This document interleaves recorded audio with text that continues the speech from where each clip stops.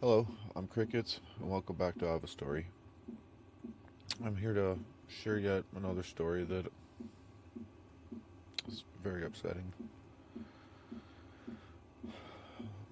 This woman on the screen, her name is Sibyl, and I met her while I was caring for her best friend.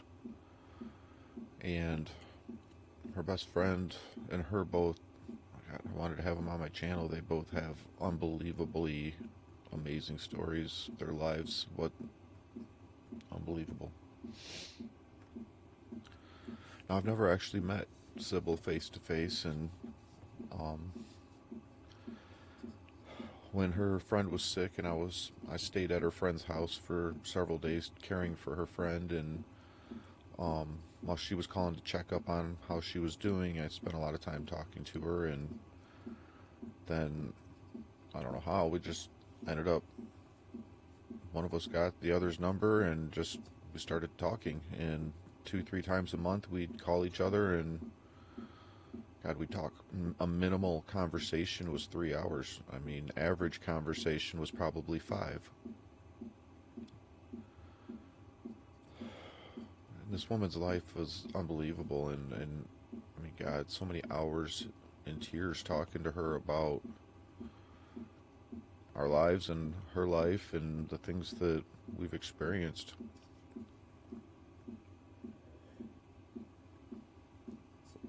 And my story touched hers as much as hers touched mine.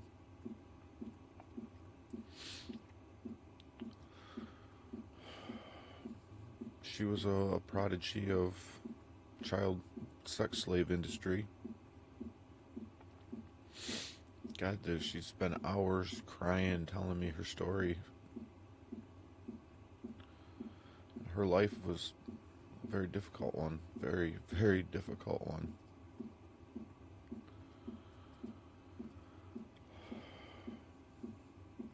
And this one really hurts. I don't. Somebody I never met face to face, but spent hours for the past, wow, probably a good year and a half, 2 years now. Been over 2 years. And I really think that either she gave up or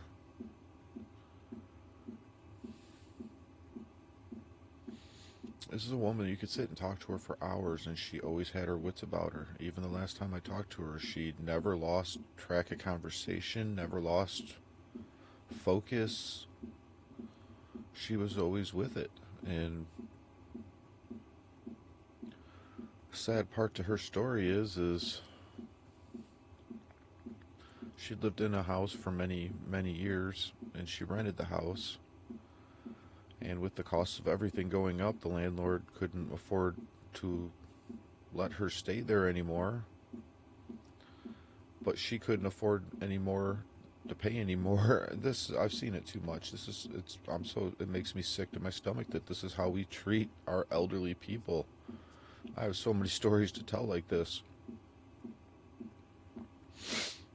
I really think she gave up, or she might have even taken her own life, because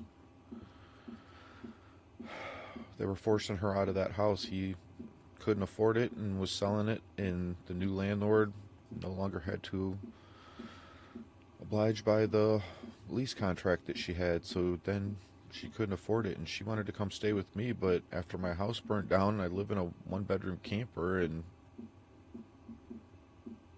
we were trying to figure something out.